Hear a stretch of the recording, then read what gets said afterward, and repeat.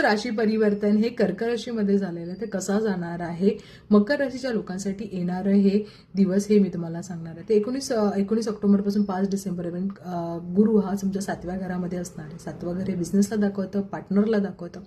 त्यामुळे तुमचं life partner बरोबर तुमचे रिलेशन खूप चांगले होतील, चांगल्या गोष्टी घडतील. बिझनेसमध्ये मिसअंडरस्टँडिंग असेल किंवा नात्यामध्ये मिसअंडरस्टँडिंग असेल तर तिथेही क्लिअरिटी येईल. बिझनेस ऑपॉर्च्युनिटीज काही चांगल्या तुम्हाला पाहायला मिळतील, त्याचा विचार करून नक्कीच तुम्ही चांगल्या गोष्टी करा. रिलेशनशिपमध्ये हस्बंड असेल किंवा वाईफ असेल, तुमचे रिलेशन खूप चांगले सुधारतील.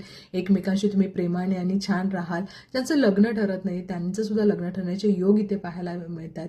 धनसंपत्ती अचानकपणे तुम्हाला काही लाभ होईल, चांगल्या गोष्टी घडतील. त्याचबरोबर इथे बसलेला जो गुरु आहे तो तुमच्या राशीकडे बघतोय, त्यामुळे राशीकडे पाहत असल्या कारणाने नक्कीच आयुष्यामध्ये तुम्हाला असं खूप चांगला एक पॉझिटिव्हिटी तुम्हाला पाहायला मिळेल. तुम्ही तेजस्वीपणाने चांगल्या विचाराने सगळ्या गोष्टी कराल. तुमच्या ऑरामध्ये एक वेगळ्या प्रकारचा तेजस्वीपणा असेल, ऑरा छान छान होईल. त्याचबरोबर तुमच्या भावाशी संबंध चांगले होतील, कारण 9व्या घराची दृष्टी ही 3ऱ्या घराकडे पडत आहे. नवीन बिझनेस स्टार्टअप काही करायचं असेल तर नक्कीच चांगल्या गोष्टी. वाईफ जर बिझनेस करत असेल तर तिच्यासाठी सुद्धा चांगल्या ऑपॉर्च्युनिटी येतील, तिच्याकडून काहीतरी आर्थिक फायदा तुम्हाला होईल.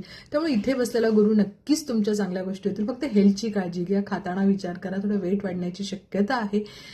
इथे बसलेला गुरु नक्कीच चांगल्या गोष्टी करतोय आणि डिसेंबरपर्यंत तुम्हाला या सगळ्या गोष्टी पाहायला मिळतील. विष्णू सहस्त्रनाम करा नक्कीच आणि पिवळ्या कलरच्या वस्तूचं दान करू शकता तुम्ही, तर नक्कीच चांगल्या गोष्टी तुम्हाला पाहायला